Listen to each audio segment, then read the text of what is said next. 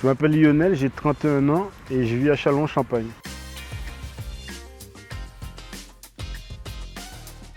J'ai commencé la photo parce qu'en 2016, je suis parti en Afrique et à la vue du paysage époustouflant qu'il y a là-bas, ça m'a donné envie de prendre des photos.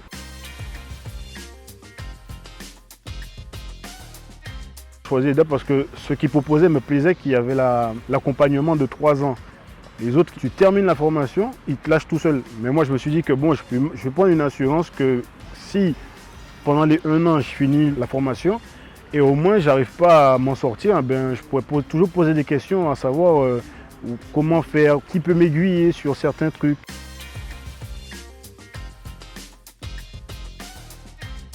Des portraits, que des portraits de gens, connus ou pas connus. Pour moi, il y a une alchimie dans les portraits en gros. Je ne sais pas pourquoi, mais c'est un truc que j'aime. J'aime ça.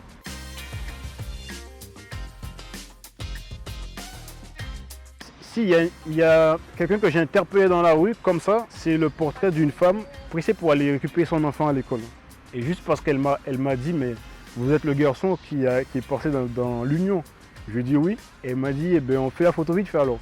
J'ai fait la photo vite fait, mais cette photo-là, quand je la regarde, elle me fait repenser à ce moment-là précisément. Et dans le nouveau format que j'ai mis en place, que j'explique le parcours d'une personne, le portrait qui m'a marqué, c'est celui d'un tatoueur à Châlons. Il s'appelle Mamiette. C'est lui qui m'a le plus marqué parmi les portraits explicatifs que je fais.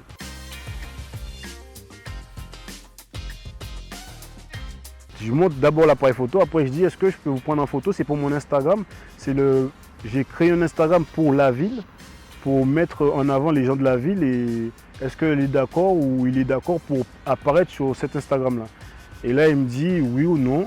Et après, je lui propose de lui envoyer la photo par mail ou par message sur Instagram. Après, ils trouvent ça kiffant et ils le font. Et ils sont d'accord pour le faire.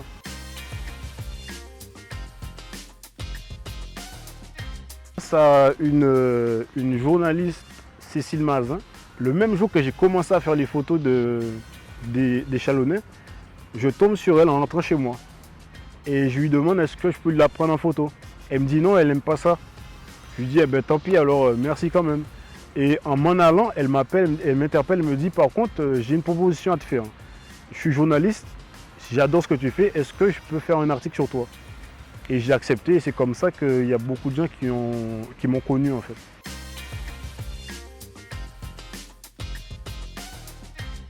J'ai appris, on ne peut pas dire du jour au lendemain, on est photographe. Ça, c'est une certitude et on apprendra tous les jours dans la photo. Il y en a qui pensent qu'il suffit d'avoir l'appareil photo et dire ouais, je suis photographe, j'ai pas besoin de diplôme. Certes, il n'y a pas besoin de diplôme pour être photographe, mais il faut déjà avoir les bases. Et moi, j'ai appris beaucoup sur les bases. Tous les cours servent en gros dans la formation. Quand on te demande de faire les portraits en studio pour que tu puisses apprendre à gérer la lumière, des devoirs en paysage pour savoir comment recadrer ou bien travailler la règle des tiers. Ça aussi, elle m'a beaucoup tapé sur le doigt avec ça, Candice, pour travailler la règle des tiers. Et sur le portrait en extérieur aussi, tout ça, ça compte. Tous les cours comptent, tous les cours, c'est pour aussi, je dirais, c'est pour trouver sa voie en fait.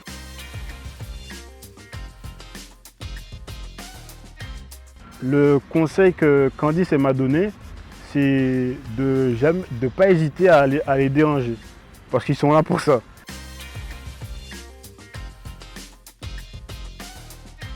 Je voudrais dire à tous ceux qui sont dans la formation et qui commencent à dire que ouais, ils laissent tomber le travail, finissez-le quand même. À se dire qu'on a payé une formation et ne pas la faire, c'est dommage.